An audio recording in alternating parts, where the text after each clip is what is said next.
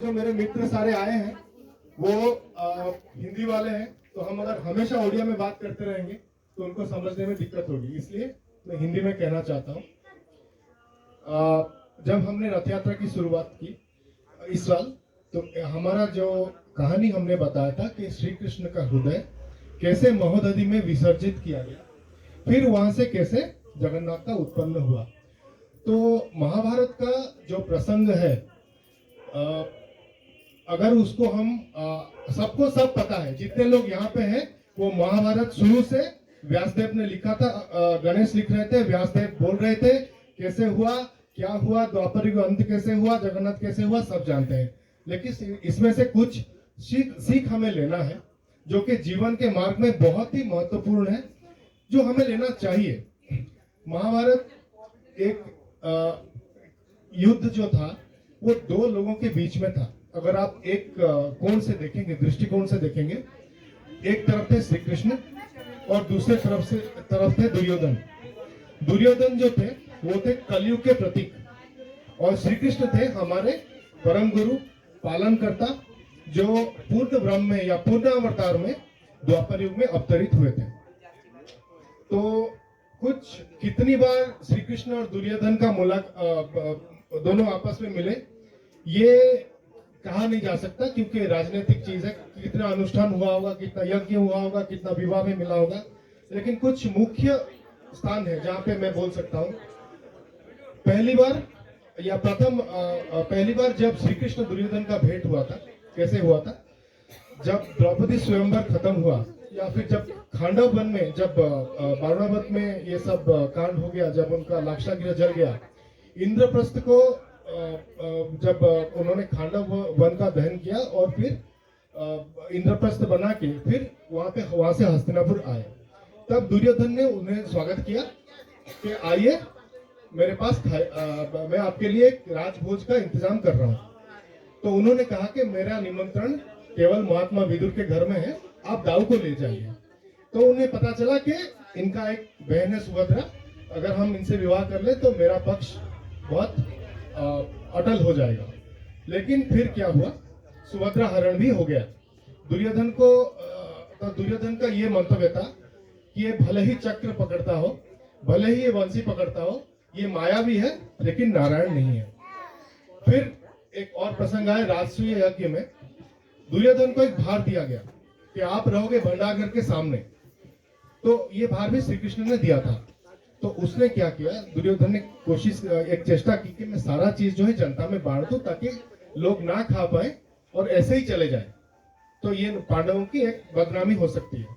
लेकिन जब भीम को ये बात पता चला तो उन्होंने गदा पटक दी, और जितने लोग थे वहां पे दुर्योधन को सहायता करने वाले, वो बेहोश हो गए थे। तब श्री कृष्ण ने उनको रोका, बोला कि दुर्योधन उसका नाम पराग नारायण भी है, उसके पास कुछ लक्ष्मीवंत गुण है, जो वो दान करेगा हाथ से वो 3 गुना होकर तुम्हारे भंडार घर में आ जाएगा। तो यहाँ से हमें एक सीख मिलती है, अगर आपका कोई शत्रु है और उसके पास कोई एक बहुत बड़ा मतलब शक्ति या गॉड गिफ्टेड कुछ अगर उसके पास है, तो आप उसको किसी हित में भी व्यवहार कर सकते हैं। और रणछोड़ जब श्री कृष्ण का, ये तो दुर्योधन के अलावा पसंद है। फिर आता है एक मौका, जब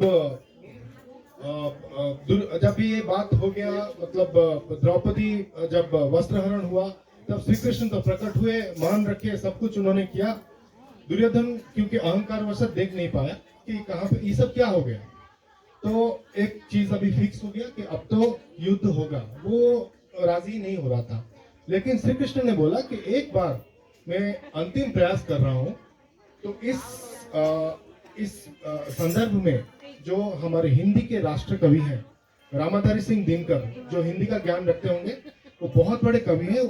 उनका जो तृतीय सर्ग है वो बहुत ही ज्यादा, मतलब जो हिंदी के पढ़ते हैं, सुनते हैं, कविता जो जानते हैं, वो बहुत ही अच्छा एक कविता है। मैं आप सबके साथ बोलना चाहूंगा, शायद वैसे शब्द ना निकले लेकिन मेरे साथ थोड़ा कंफर्टेबल हो जाइए। ये ऐसा है, वर्षों तक वन में घूम घूम बाधा विघ्नों को चूम चूम, साधूप दाम पानी पत्थर, पांडव आए कुछ और निकर, सौभाग्य न सब दिन सोता है, देखें आगे क्या होता है। मैत्री की राह बताने को, सबको सुमार्ग पर लाने को, दुर्योधन को समझाने को, भीषण विध्वंस बचाने को भगवान हस्तिनापुर आए, पांडव का संदेशा लाए के दो न्याय अगर तो आधा दो, यदि इसमें भी यदि वादा हो तो दे दो केवल 5 ग्राम, रख लो अपनी धरती तमाम, हम उस वही खुशी से खाएंगे, परिजन पर असी न उठाएंगे। असी यानी तलवार। दुर्योधन वह भी दे ना सका, आशीष समाज की ले ना सका, उल्टे हरि को बांधने चला, जो था असाध्य साधने चला। जब नाश मनुष्य पर छाता है, सबसे पहले विवेक मर जाता है। हरि ने भीषण हुंकार किया, अपना स्वरूप विस्तार किया, डगमग डगमग दिग्गज डोले, भगवान कुपित होकर बोले, जंजीर बढ़ाकर बांध मुझे, हाँ हाँ दुर्योधन बांध मुझे। ये देख गगन मुझ में लय है, ये देख पवन मुझ में लय है, मुझ में विलीन झंकार सकल, मुझ में लय है संसार सकल, अमरत्व फूलता है मुझ में, संसार झूलता है मुझ में। उत्तरांचल मेरा दीप्तमान भूमंडल वक्षस्थल विशाल, भुज परिधि बंद को घेरे हैं, मैं नाक पगु बेरू पग मेरे हैं। दिखते जो ये नक्षत्र निकर सब है मुख के अंदर, दुर्ग हो तो दृश्य कांड देख, मुझ में सारा ब्रह्मांड देख। चर अचर जीव जक्षर अक्षर नश्वर मनुष्य सुर जाति अमर, सतकोटि सूर्य सतकोटि चंद्र, सतकोटि सरित सर सिंधु चंद्र, सतकोटि विष्णु ब्रह्मा महेश, सतकोटि ब्रह्म विष्णु जलपति धनेश, सतकोटि रुद्र शतकोटि काल, शतकोटि दंड धर लोकपाल, जंजीर बढ़ाकर बांध इन्हें, हाँ हाँ दुर्योधन बांध इन्हें। भूलोक अतल पाताल देख, गत और अनागत काल देख, ये देख जगत का आदि सृजन, ये देख महाभारत का रण, मृतकों से पटी हुई भू है, पहचान कहाँ इसमें तू है। अंबर में कुंतल जाल देख, पद के नीचे पाताल देख, मुट्ठी में तीनों काल देख, मेरा स्वरूप विकराल देख। जब सब जन्म मुझी से पाते हैं, फिर लौट मुझी में आते हैं, जीवा से करती ज्वाल सघन, सांसों में पाता जन्म पवन। पड़ जाती है मेरी दृष्टि जिधर, हंसने लगती है सृष्टि उधर, मैं जब भी मूंदता हूँ लोचन, छा जाता है चारों ओर मरण।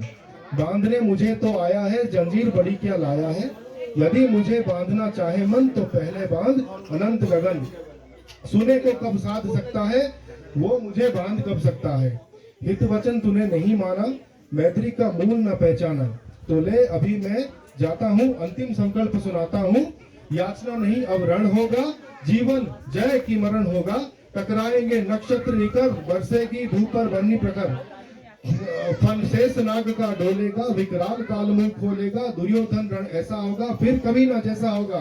भाई पर भाई टूटेंगे, विषवाण बूंद के छूटेंगे।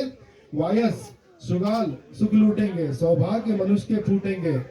आखिर में तू भूसाई होगा, हिंसा का परदाई होगा।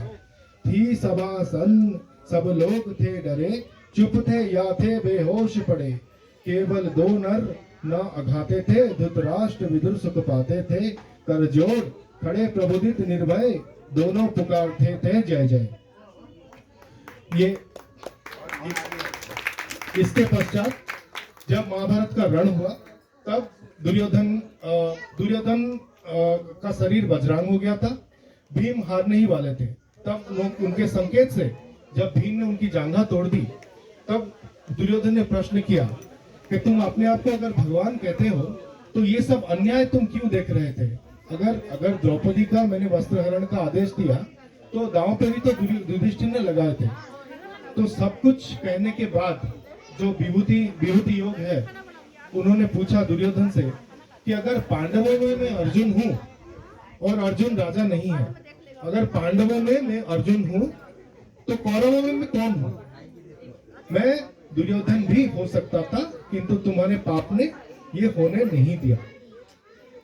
और दुर्योधन की मृत्यु जो है वो कुरुक्षेत्र में नहीं हुई थी, कुरुक्षेत्र से दूर एक जगह पे मानसरोवर शायद बोलते हैं, वहां पे हुआ था। इसलिए शायद कलयुग मतलब कली काल बन के वो फिर से वापस आ सकता है। और जगन्नाथ जो है वो लेंगे कल की अवतार।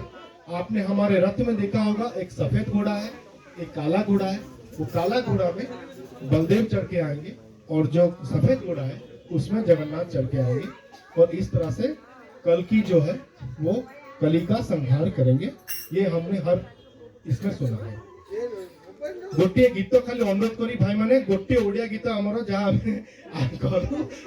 स्टार्ट करी आगु यहाँ संध्या दर्शन पाई बाहुड़ा रहिला आउ गोटे दिन आज हेला पर्व संध्या दर्शन बाहुड़ा रहिला आउ गोटे दिन आज हेला पर्व संध्या दर्शन आबाल वृद्ध बनिता सबु भक्तगण एकाठी हेले या पर हेब संकीर्तन मुकुंद माधव मुरारी धिले जन्म वेदी दिने सात धरण धरी गुंडीचा मंदिर को आम रत्नवेदी कि महावेदी बोली कही मुकुंद माधव मुरारी धिले जन्म वेदी 7 दिन धरी असीम अनंत गिरिधारी भक्तों हाथ भुंजुले महावेदी भोग मनभरी मुरलीधर राधानाथ चक्रधारी 9 दिन रहणी कालीसारी निताई निमाई सुधाम चरण रास बिहारी श्री मंदिर को भाई भगिनी साथे जीवे फेरी हे अच्युत हे पीतवास रसानंदे तुम बाहुड़े विभोर भक्ते नाचिबे आनंदे बाहुड़े आमको नाचा पड़ो आम नाचबू से भी हे जशोदानंदन हे देवकी नंदन हे गोलोक बिहारी गुंडीचा देवी आखि लोतक जीव भरी हे पतित पावन हे मदन मोहन